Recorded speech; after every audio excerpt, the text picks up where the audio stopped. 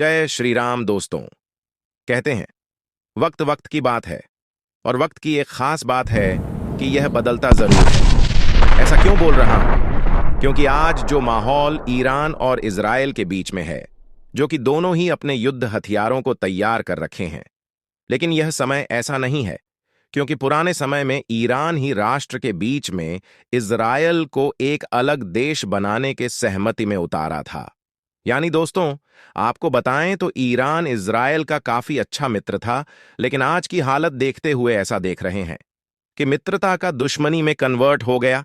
और तो और भारत किस प्रकार इजराइल की हेल्प करने के लिए हथियारों का जखीरा भेज दिया है, तो आज की वीडियो में सबको जानेंगे डिटेल में। इसलिए वीडियो को कंप्लीट अवश्य देखें।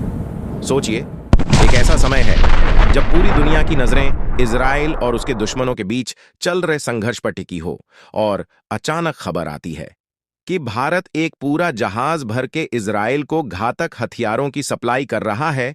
जी हां, वह भी ऐसे हथियार इन्हें देखकर दुनिया के बड़े बड़े रक्षा विशेषज्ञ हैरान है।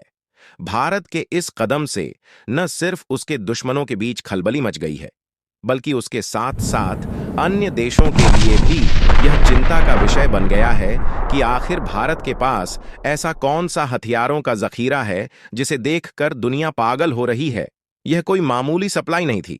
इस जहाज में वह एडवांस टेक्नोलॉजी के हथियार थे जो किसी भी युद्ध का नजारा बदलने की ताकत रखते हैं। दुनिया भर के रक्षा विशेषज्ञ इस बात पर हैरान हैं कि भारत ने इजराइल को इतनी तगड़ी मदद कैसे कर दी, और इसमें कौन कौन से ऐसे हथियार थे जो दुनिया को पागल कर रहे हैं। लेकिन दोस्तों, वीडियो में आगे जाने से पहले भारत सब हथियार खरीदने के बजाय हथियार सप्लाई कर रहा है। इसके लिए वीडियो को लाइक करके कमेंट बॉक्स में जय हिंद जरूर लिखें। याद रहे, जय हिंद कहना हम सबके लिए गर्व की बात है। भारत के घातक हथियारों से कांप उठी दुनिया। भारत ने तैयार किया एडवांस टेक्नोलॉजी का ऐसा जखीरा जिसे देख अमेरिका और चीन जैसे देश भी सोचने पर मजबूर हो गए हैं कि क्या भारत अब सुपर पावर बनने की राह पर चल पड़ा है। अब सवाल यह उठता है कि क्या भारत की यह प्रगति बाकी दुनिया के लिए एक चुनौती बन सकती है? और इसका सीधा जवाब है हाँ। भारत ने आधुनिक हथियारों और उन्नत तकनीक के क्षेत्र में जो उपलब्धियां हासिल की हैं, वह न सिर्फ देश की सुरक्षा को सुदृढ़ कर रही है, बल्कि दुनिया को भी यह संदेश दे रही है कि भारत अब किसी भी मोर्चे पर पीछे नहीं रहेगा। भारत के हथियारों और उनकी तकनीक का डंका अब सिर्फ देश के भीतर ही नहीं, बल्कि पूरी दुनिया में बज रहा है। एक समय था जब भारत विदेशी हथियारों पर निर्भर था, लेकिन आज हालात बदल चुके हैं। अब दुनिया के कई देश भारतीय हथियार खरीदने के लिए तैयार खड़े हैं।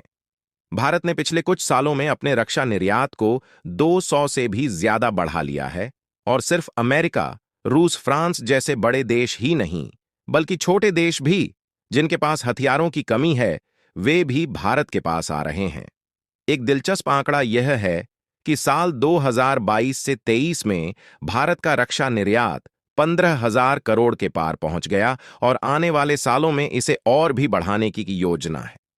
यह साफ दर्शाता है कि भारत न केवल अपनी सुरक्षा को लेकर मजबूत हो रहा है, बल्कि वह दुनिया की सुरक्षा के लिए भी एक विश्वसनीय स्रोत बन गया है। भारत और इजराइल की दोस्ती का इतिहास काफी पुराना है, और यह सिर्फ कूटनीतिक संबंधों तक ही सीमित नहीं है। जब भी दोनों देशों में से किसी एक पर बताई है, तो दूसरे ने बिना हिचक मदद का हाथ बढ़ाया है। खास तौर पर कारगिल युद्ध का द्वार, जब भारत को इजराइल की मदद की सख्त जरूरत थी, उस वक्त इजराइल ने न केवल भारत को लेजर गाइडेड बम दिए, बल्कि अन्य कई तकनीकी मदद भी पहुंचाई, जिससे भारत ने दुश्मन को करारा जवाब दिया। आज वही इजराइल, जो गाजा पट्टी में चल रहे संघर्ष में उलझा हुआ है, एक बार फिर भारत की मदद पर निर्भर है। इजराइल के हथियारों का जखीरा लगभग खत्म हो चुका है, और उसे त्वरित रूप से हथियारों की जरूरत है। इस संकट के वक्त भारत ने तुरंत इजराइल के लिए हथियारों का एक बड़ा जखीरा भेजने का फैसला किया। इसमें विस्फोटक सामग्री, आधुनिक मिसाइल सिस्टम और रक्षा उपकरण शामिल थे, जो इजराइल को अपने दुश्मनों से निपटने में मदद करेंगे। लेकिन जब यह हथियारों से भरा भारतीय जहाज इजराइल के लिए रवाना हुआ तो रास्ते में एक अड़चन आ गई।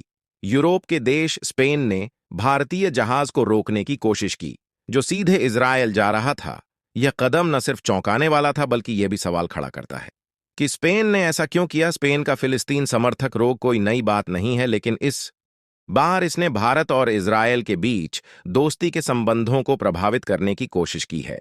स्पेन का यह फैसला एक कूटनीतिक चाल भी हो सकता है जिसके पीछे अन्य अंतर्राष्ट्रीय शक्तियों का हाथ हो सकता है जो भारत और इजराइल के बीच बढ़ती निकटता को लेकर चिंतित है। इस जहाज में लगभग 27 टन विस्फोटक सामग्री थी जो इजराइल अपने हथियारों को और शक्तिशाली बनाने में उपयोग करने वाला था। इजराइल के रक्षा मंत्रालय ने इस हथियारों की खेप को अत्यंत महत्वपूर्ण बताया था क्योंकि यह खेप उनके युद्ध प्रयासों में निर्णायक साबित हो सकती थी।